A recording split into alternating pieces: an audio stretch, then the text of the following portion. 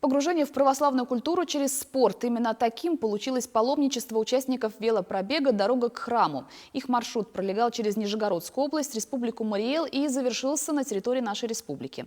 Участники акции преодолели около 400 километров. Вероника Павлова познакомилась с теми, кто решил проверить свои возможности в дороге, и выяснила, чем их привлек такой формат путешествия. Велики-то в Советском Союзе делались в Харькове, был Харьковский велозавод. Вот это старт шоссе, турист. Ездить с ветерком Павел Васильев предпочитает на советском велосипеде. К двухколесному транспорту, проверенному временем, доверие больше, признается он. Несмотря на то, что сам он живет в Карелии, 5-й год подряд приезжает в Нижний Новгород, чтобы отправиться в путешествие по святым местам. Сегодня молились, «Отче наш» читали сначала на русском, а потом на местном языке. Вот это мне очень понравилось. Маршрут Нижний Новгород-Чебоксары стал юбилейным 10-м. Каждый год организаторы выбирают новые направления для паломничества. В течение 3 лет запланировали посетить все интересные места Поволжья. Уровень подготовки у велопаломников разный.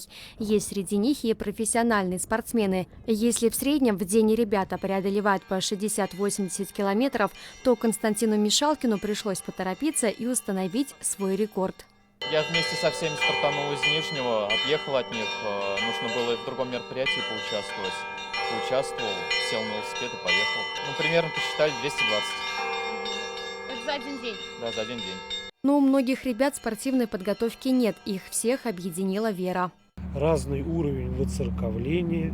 То есть те, кто уже имеют такой глубокий опыт личной молитвы, а есть неофиты, то есть начинающие, которые поехали, им просто стало интересно, они захотели поглубже узнать, познакомиться с православием, с храмами. И вот они поехали, они посещают с нами храмы, молятся. Для них некоторых это вообще впервые. Евгения Калушкина – выпускница Свято-Тихоновского гуманитарного университета, по профессии художник.